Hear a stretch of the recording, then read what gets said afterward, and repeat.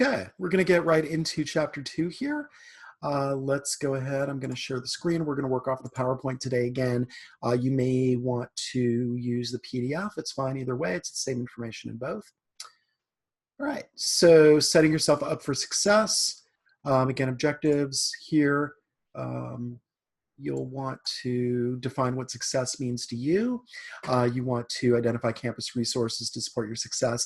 Again, if you did the scavenger hunt, you should be aware of some of those. We'll have a list here a little bit later on in the PowerPoint. Describing qualities of a successful college student, understanding the principles of academic integrity. Again, this is a really important concept, this next one, the idea of a growth mindset versus a fixed mindset, and then the concept of grit and how to apply that to your college success.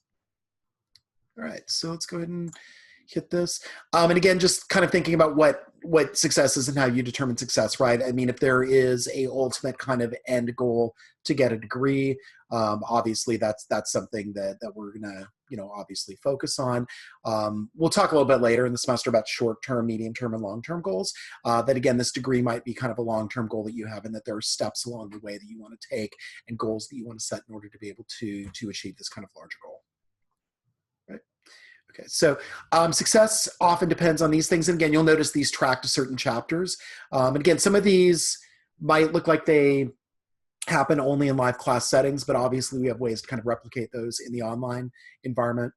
So for example, participating in class discussions, we have discussion boards, so chiming in there is helpful. Obviously office hours are either calls or Zoom meetings with me, but serve the same function. If you're confused on a concept, or if you want to bounce some ideas off me, for example, for your learning profile paper, that's a great place to do that. Again, I'm here as a resource, I'm here to help you, but if you don't avail yourself of office hours, if you don't advocate for yourself, then it becomes challenging for me to kind of know how to help you. So you really do have to attend to your own particular needs and use the resources, which again, can be in the library. It can be, again, just kind of setting aside time. We have some time management stuff talked about here in chapter 14, but we're also obviously doing some stuff right now with the time management project. Yeah, so all these things helpful down the line. I mean, again, the class is intended to help you learn how to be successful students. Okay. So this is an interesting slide on whether grades indicate success, whether they equal success. And there are a lot of good points made here about that, particularly getting good grades in the first year of college. That sort of sets a tone. I will say as a caveat that sometimes within an 8 or a 16-week class, your learning curve is not necessarily in sync with what happens in the class. I had this actually happen recently to me in a grad school setting. Like my first go around, I wasn't quite clear on the concept of what a literature review was for a communications class that I was taking. And so didn't do well on that in the initial go around, but in a later class, got the concept, had a teacher that I was kind of more in sync with, and that really helped me. Like things clicked, the light bulbs went off. I had a much better performance the second time around. So you can absorb the occasional bad grade if you have a kind of hiccup, if you have a kind of a learning curve issue. But again, you should be looking at the entire body of work, and you should be focused on doing as well as possible. Because again, occasionally those kind of disconnects will happen, and you want your GPA to obviously be able to absorb that.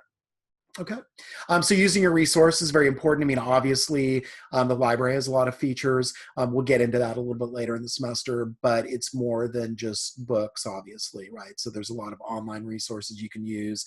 There's equipment. Again, age of COVID, it's more limited than it would be during normal times, but during normal times, there's a lot there. And then obviously, like we've talked about before last week, ACC has a lot of non-traditional students. So there's going to be a lot of services and resources there to help students succeed and maintain. All right. So characteristics of successful students, planning a realistic course load, right? If you do take on too much, then that will show, that will impact individually, because I mean, again, each class is going to have a certain time investment.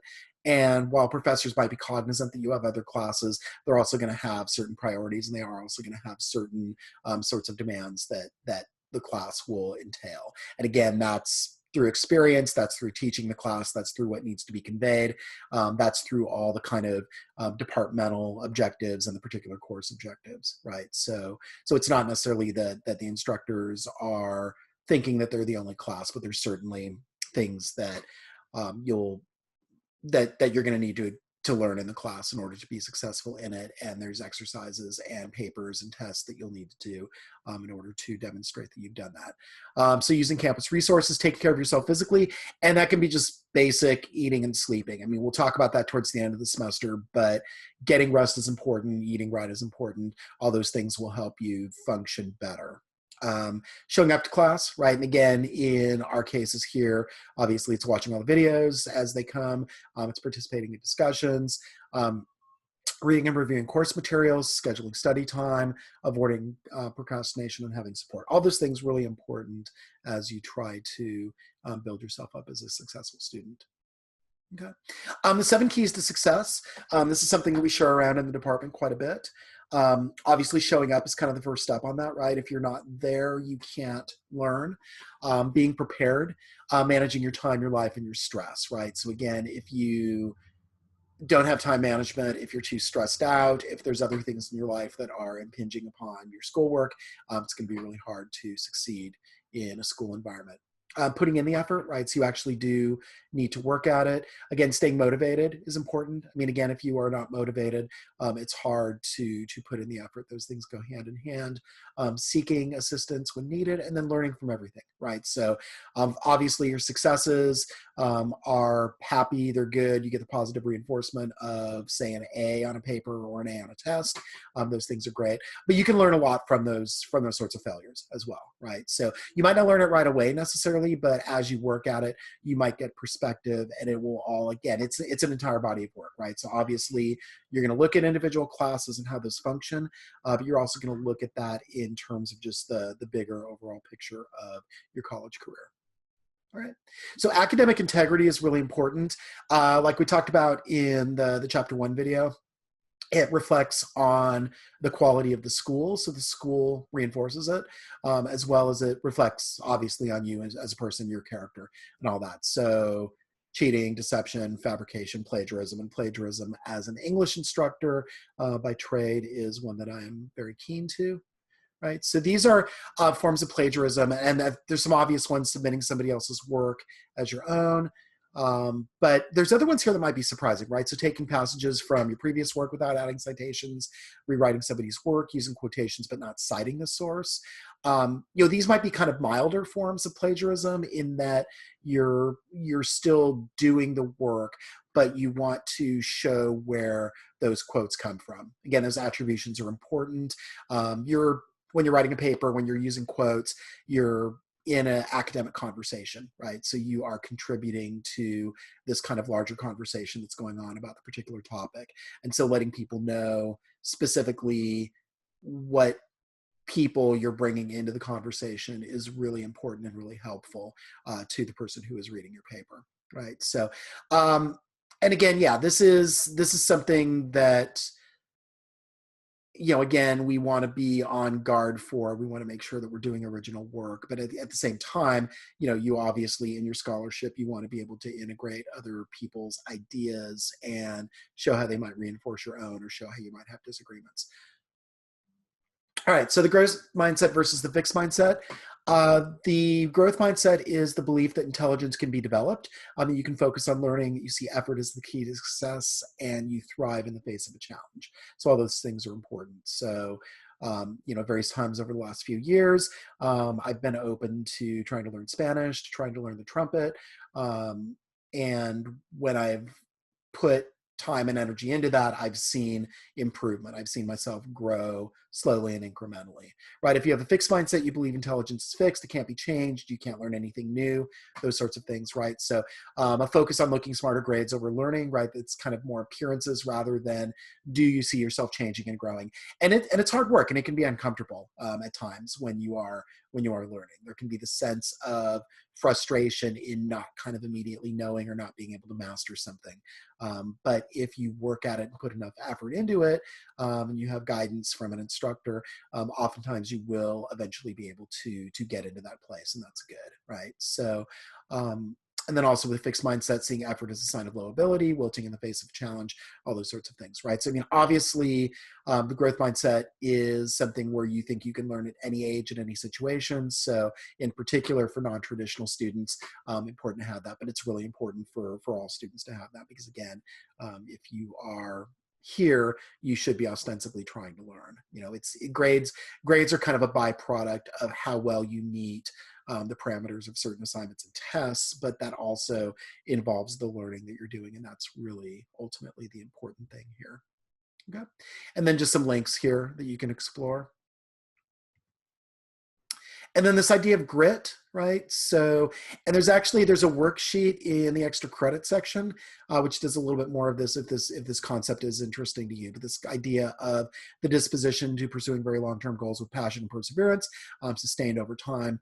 The emphasis being on stamina, right? So again, it's you might have bad days in that kind of long-term goal pursuit, but you kind of get back in there, and you know those good days will eventually come if you work, right? I mean, it's a function of a lot of different things, right? So again, that kind of endurance is an important thing, right? So keeping a positive attitude, again, this kind of notion of productively struggling, I really like. So this idea of working, and you know, eventually light bulbs go off, things click. If you look at things long enough, if you work at things long enough, you'll have these kind of little revelations just from the familiarity that you have with it and just with the effort that you're putting into it. Self-efficacy, a term I like, right? The individual's perception of their capabilities or their beliefs in themselves. It's also kind of related to self-reliance at the same time. So if you believe in yourself and your abilities to succeed, you are likely to succeed. But yeah, again, it is something where you can't just do something for a few days and expect, okay, now I'm not markedly better at this thing, so I'm going to quit, right? Versus recognizing that there are incremental gains that you will make, and realizing that there are, again, just kind of day in, day out activities that you can do where you'll have these kind of little moments of triumph. All right.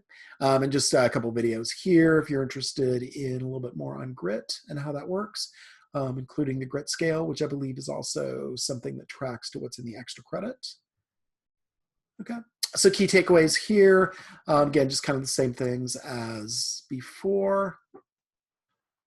Again, this growth mindset idea is really important. So having a growth mindset, believing that intelligence and skills are gained, is a key to success, right? So it's not just something that you innately have, right? So, and a lot of these concepts that we're going to learn in the next couple weeks here are really going to be interlocking sort of concepts, right? So you're gonna see things that are presented kind of in slightly different ways, but there's a lot of kind of core basic underpinnings that are there that will help you as you move forward, and as you again think about kind of where you are now as a student and where you want to get to, where you want to be, right?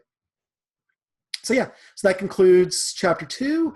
We'll do more work a little bit later here with the subsequent chapters. So be sure to look at those videos as soon as you've finished observing this one.